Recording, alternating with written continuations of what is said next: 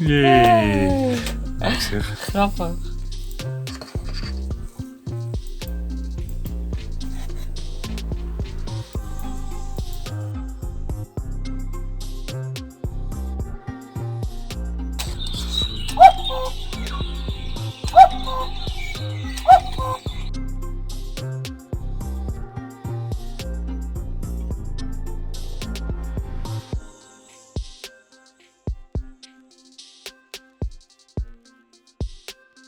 Op pagina 29 wordt het echt interessant, want dan ga je het klokwerk van de bovenverdieping in elkaar schroeven.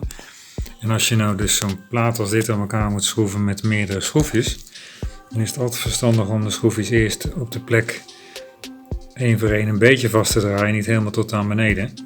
En als ze alle 5 erin zitten, dan pas om de beurt helemaal vastdraaien. De schroefjes P9 en P11 die steken allemaal een beetje door. Dus pas op wat je doet met je tafel. Zie je? Oh, die schroefjes steken een beetje door. Als je dat plat op de tafel vastdraait, dan zit je je tafel te beschadigen. Als je heel goed kijkt, dan heeft F9 2 stukjes in de mallen om eruit te drukken. Maar de een heeft geel aan de rechterkant en de andere heeft geel aan de linkerkant. Dus ik heb deze zoals deze afgebeeld is ook precies zo gebruikt. Maar of dat belangrijk is, weet ik niet. En dat geldt voor F11. Daar heb je er 2 van op deze manier en je hebt er 2 van op die manier. De kleur staat aan de andere kant. Dus dan moet je een beetje opletten dat je dat niet zomaar door elkaar doet, denk ik. Ik weet niet hoe belangrijk het is, maar ik heb het precies gedaan als het voorbeeld en dat ziet er goed uit. Op pagina 30 staat een aanwijzing dat if the dial rotates, ik neem aan dat dit rode de dial is, dus dat is in werkelijkheid dit wieltje. If it rotates, then readjust it to the hourly position. Daar snap ik niks van, want je hebt geen hourly position. Je weet helemaal nog geen positie op dit moment. Er zitten nog geen wijzers op. Er is geen aanwijzing op het wieltje zelf. Dus, dit begrijp ik niet. Ik laat het maar zo. Wat ik trouwens bij toeval ontdek, is dat de slinger, normaal gesproken hangt die los natuurlijk, bij transport hier kan worden vastgezet op dit kleine opstaande stukje plastic. Moet je wel behoorlijk hard voor duwen. Maar kijk, zo zit hij vast. En dat is misschien handig of belangrijk, dat weet ik niet. Op bladzijde 34 moet je dan de laatste lampjes door de behuizing heen helpen. Maar er staat alleen maar een draad afgebeeld en niet waar de lampjes zitten.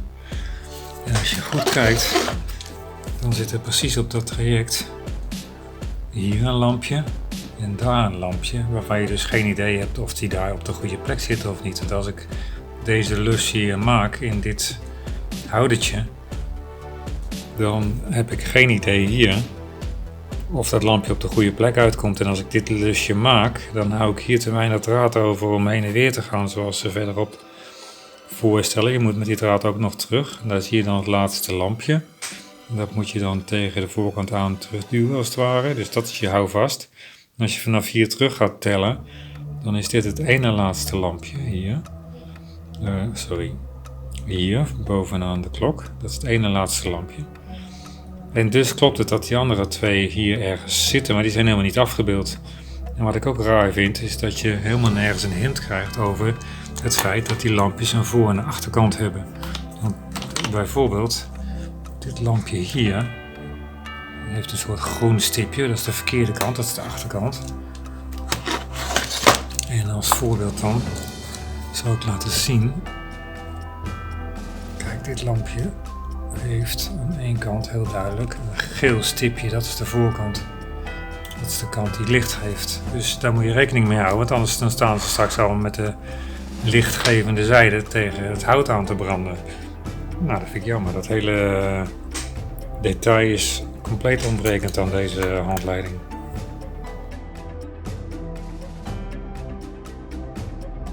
Nou, om dat lampjesprobleem op te lossen heb ik gewoon het kastje weer overnieuw aangesloten. Op aansluiting 2 komen de lampjes, blauw. En aansluiting 4 het schakelaartje. En dat kan je leuk zien natuurlijk, dat het werkt. Maar daar gaat het niet om. Het gaat er dus om dat die lampjes een voor- en een achterkant hebben. Ik hoop dat ik dat kan laten zien, want het schijnt zo fel in de lens dat het eigenlijk niet te zien is. Maar in werkelijkheid, wat je dus ziet, is dat als de lampjes verkeerd zitten, oh daar kan je het zien een beetje, kijk. Dit lampje, dat ligt dus met zijn lichtgevende kant nu tegen de zwarte behuizing van het klokje aan. En dat is niet slim, want alle licht gaat naar die kant op. Dat moet natuurlijk het huisje inschijnen voor indirecte verlichting. En hier zie je het ook een heel klein beetje terug. Ik weet niet of je het kan zien. Die linker die zit per ongeluk verkeerd om. Die is per ongeluk gedraaid toch nog bij het monteren. En die rechter die schijnt veel feller, omdat die met zijn goede kant naar beneden zit. En natuurlijk zie je dat op een afstandje niet. Maar hierboven bijvoorbeeld, ja, het is met de lens bijna niet te filmen, maar die zit dus wel goed gelukkig, dus die is voor elkaar.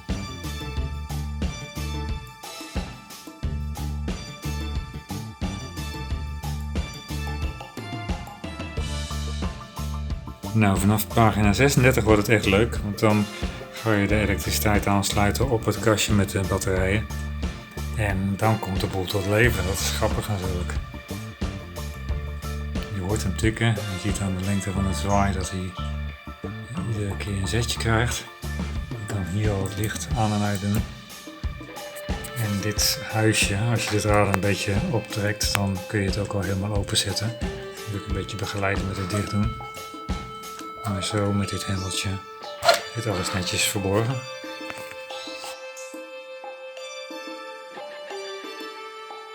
Op pagina 37 wordt het leuk. Dan ga je met een touwtje de schakelaar verbinden met 2 houtjes en een touwtje. Maar wat er een beetje krom staat, is dat je eerst het touwtje moet vastmaken aan het schakelhoutje, noem ik het maar even. Dan knip je het overbodige eraf. En dan moet je hem op lengte van 12 centimeter nemen, zoals hieronder staat. Nou, dat is gelukt zoals je ziet. Dan trek je het touwtje achterdoor naar voren en dan leg je de knoop erin zoals hier beschreven staat. Met als resultaat dat die knoop aan de voorkant van het lampje komt te zitten met dit rare stukje touw wat uitsteekt. Terwijl de achterkant wel mooi is, want dan steekt dat stukje touw, als je het afknipt, in ieder geval niet in het zicht eruit. Dus dat ga ik overnieuw doen. En het andere wat ik krom vind is dat het niet zo makkelijk is om zo'n knoop erin te leggen. Want je weet nooit precies als je hem aantrekt waar je uitkomt met de lengte van het draad. Dus je kan beter deze knoop eerst leggen. En dan het overschot aan deze kant overhouden. Want dan trek je hem op lengte erdoor. Maak je het schroefje erin. En dan knip je hier af wat je te veel hebt. Dat is veel makkelijker dan dat hier te doen. Omdat je niet precies op die 12 centimeter uitkomt. Nou ja, dat vind ik dus krom. Dat kan makkelijker. Nu heb ik het touwtje wel zo geknoopt dat ik het mooi vind. En kijk, nou ligt de knoop aan de achterkant. En wat ik ook gedaan heb, is dat ik het touwtje aan de zijkant eruit laat komen. Niet aan de kopse kant zoals getekend is. Want straks komt dat hierboven te liggen in de klok. Boven dit schakelaartje. En dan zit het touwtje meteen aan de goede kant van het hefboompje. Nou, dat lijkt me mooi. Ik ben op bladzijde 40 aangeland en dan heb je de koekoek al in de bovenkant gemonteerd. En je kan de slinger zien bewegen, de lampjes aan en uitzetten. En ik realiseer me ineens dat ik nooit getest heb of zodra de klok door het hele uur heen gaat, de koekoek eigenlijk wel uit zichzelf koekoekt. En dat doe je eigenlijk al bij de test van pagina 14. Dat je de dingetje aan de achterkant zo ver terugdraait dat je een klik hoort. Die klik is dan het moment waarop het schakelaartje aangeeft dat de koekoek moet werken. Die klik heb ik wel gehoord en daarna prik je de wijzers op het mechanisme. Maar ik heb het verder nooit getest en eigenlijk is dat nu heel erg stom. Want ik heb hem nu al meer dan een uur aangehad en ik heb nog geen enkele keer spontaan gekoekoek gehoord. Wel als ik hem zo met de hand doe.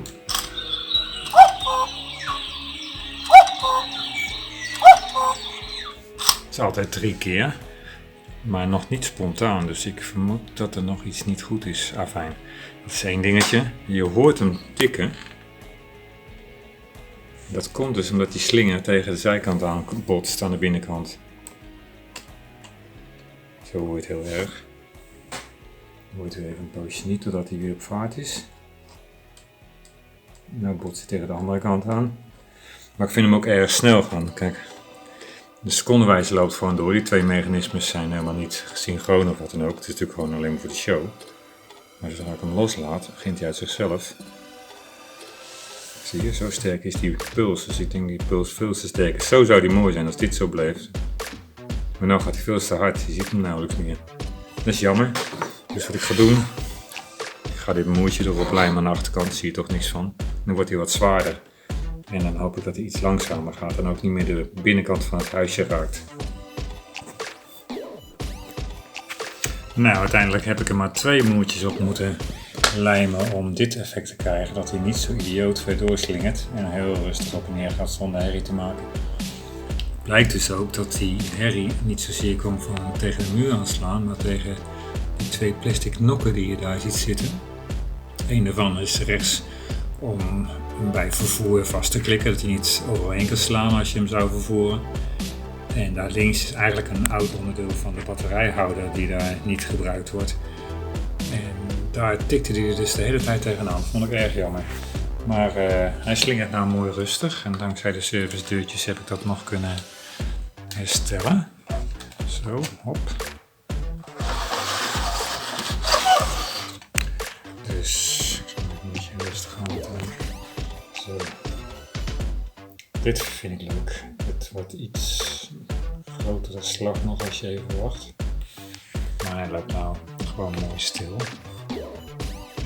Het gaat mooi rustig heen en weer, zoals het bedoeld is volgens mij. Dat zenuwachtige gedoe vond ik niet zo fraai gezicht. Wat ik erg handig vind is dit steuntje hier waar dat lampje op zit. Want nu kun je hem dus, als je bezig bent en je vindt het nodig, kun je nog steeds voorover op de tafel leggen, zonder dat er iets stuk gaat aan de voorkant. Het nokje houdt precies alles van de tafel weg.